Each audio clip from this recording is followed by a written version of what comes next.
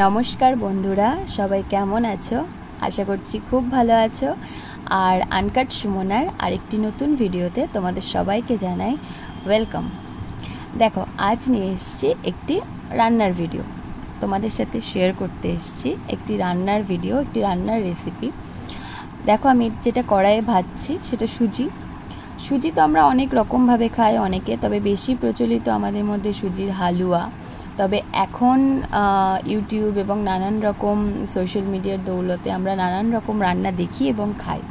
তো দেখো, আমি এখানে সুজিটা আজকে ঠিক এক সুজি বলতে পারো, ডিম দিয়ে আমি সুজিটা করছি।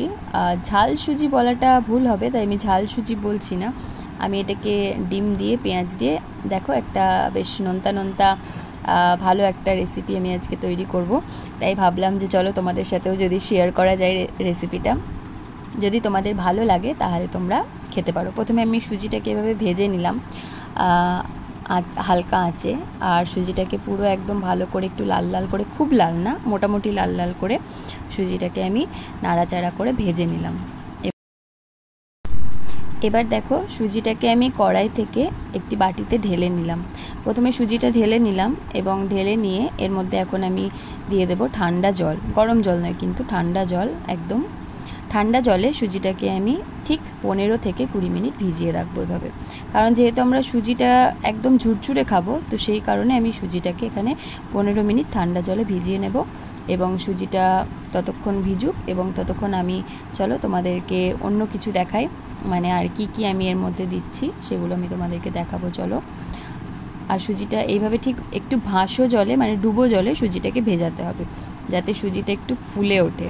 মানে যেহেতু আমরা সুজিটাকে সেদ্ধ করছি না কড়াইয়ে দিয়ে, সেই কারণে সুজিটাকে আমরা একটু বেশি জলে, ভাসো জলে ভিজিয়ে রাখবো 15 থেকে 20 মিনিট। এবার দেখো, এখানে আমি আলাদা আলাদাভাবে নিয়ে নিয়েছি কাটা পেঁয়াজ কেটে নিয়েছি, এবং এর মধ্যে দেখো বাটিতে লঙ্কা, কিছু পরিমাণ আদা এবং কিছু পরিমাণ রসুন কুচি কুচি করে নিয়েছি। আর এখানে আমি 3টে ডিম একদম ফাটিয়ে পুরো ডিমটাকে ফেনিয়ে দিয়েছি। আর পেঁয়াজগুলো খুব কুচি কুচি করে কাটবে না, মোটামুটিভাবে কাটবে। তো দেখো, এখানে আমি গ্যাস ধরিয়ে দিয়েছি কড়াইয়ে, তেল দিয়ে দিলাম কড়াইয়ে প্রথমে, তারপরে তেলটা একটু নেড়ে চেড়ে দেবো খুন্তিটা দিয়ে।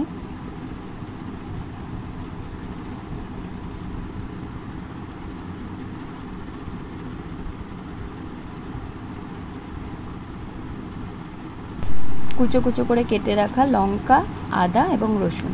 এবার তেলটা গরম এগুলো আমি দিয়ে দিলাম। আমি এর মধ্যে দিয়ে দেব তেলের মধ্যে, এবার এগুলো একটু সামান্য নাড়াচাড়া করে নেব।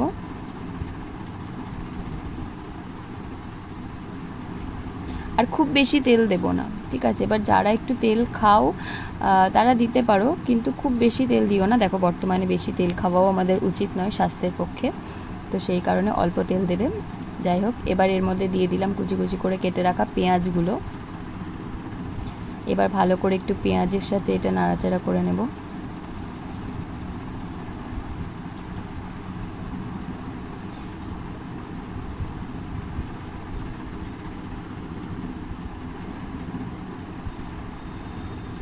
এর মধ্যে তোমরা চাইলে বাদাম দিতে পারো, কাজু কিশমিশ দিতে পারো। এবার যেহেতু আমার হাজব্যান্ড বাদাম খায় না, আর এটা ওরই সবথেকে বেশি ফেভারিট এই রেসিপিটা, তো সেই কারণে আমি বাদাম দিলাম না। আর তোমরা যদি চাও প্রথমে ফোড়ন দেওয়ার আগে, মানে এই যে কাঁচা লঙ্কা, রসুন, আদা এগুলো দেওয়ার আগে তোমরা কিছু দুটো তিনটে পরিমাণ মতো কারি পাতাও দিতে পারো ফোড়নে, খুব ভালো লাগে, খুব একটা স্বাদ আসে খেতে।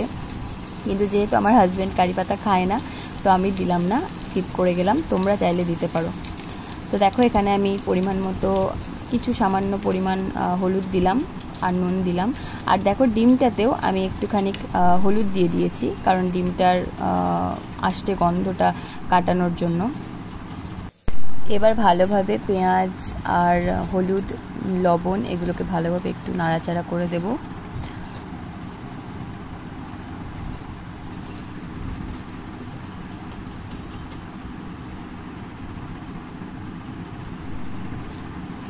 তারপরে দেখো, ঠিক যেমন যখন এগুলো একটু ভাজা ভাজা হয়ে যাবে, পেঁয়াজটা ঠিক ভাজা ভাজা হয়ে যাবে যখন, এরকম তখন আমি এর মধ্যে ডিমটা ছেড়ে দেব।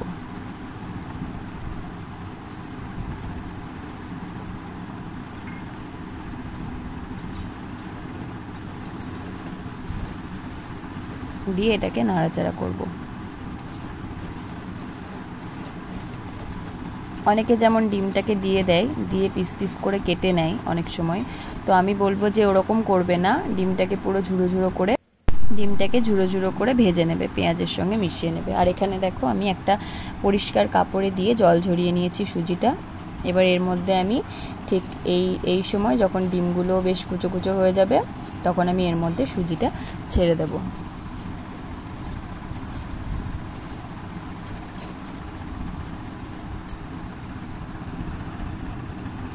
গ্যাসের ফ্লেমটা একটু কমিয়ে দেব। তারপরে এর মধ্যে সুজিটা ছেড়ে দিয়ে আমরা একটু নাড়াচাড়া করে নেব। প্রথমে একটু মিশিয়ে নেব সুজিটাকে।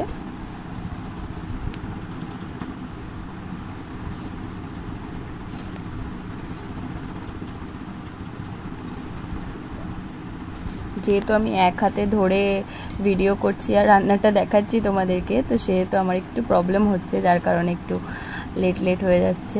তো দেখো তোমরা, পরবর্তীকালে আমি চেষ্টা করব আরও ভালোভাবে তোমাদেরকে দেখানোর, খুব ক্লিয়ারভাবে।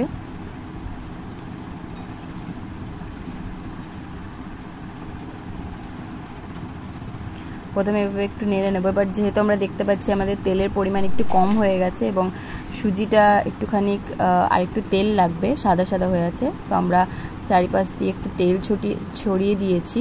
আর এখানে আমি দিয়ে দিলাম একটুখানি সস। খুব বেশি সস দেবো না, অল্প করে দেবো যাতে টেস্ট হয় খেতে। আর অনেকে চাইলে এর মধ্যে একটু চিনিও দিতে পারো। আমরা যেহেতু চিনি খাই না, এটা যেহেতু আমি নোনতাই আমরা খেতে বেশি পছন্দ করি, সেই কারণে আমি চিনি দিলাম না। এবার দেখো, ঠিক যখন সব আমাদের মেশানো হয়ে যাবে ভালো মতো, তখন সুজিটা ঠিক এরকম দেখতে লাগবে। আর বিশ্বাস করো, তোমরা এটা বাড়িতে ট্রাই করে খেতে পারো, খুব সুন্দর লাগে, মানে খুব ভালো লাগে রেসিপিটা খেতে। নানান রকমভাবে সুজি খেয়েছো, তো এভাবেও তোমরা একদিন খেয়ে দেখো। আমি তোমাদেরকে কথা দিচ্ছি যে তোমাদের কিন্তু খুব ভালো লাগবে। তোমরা দেখতেই পাচ্ছ সুজিটার এরকম কালার চলে এসছে।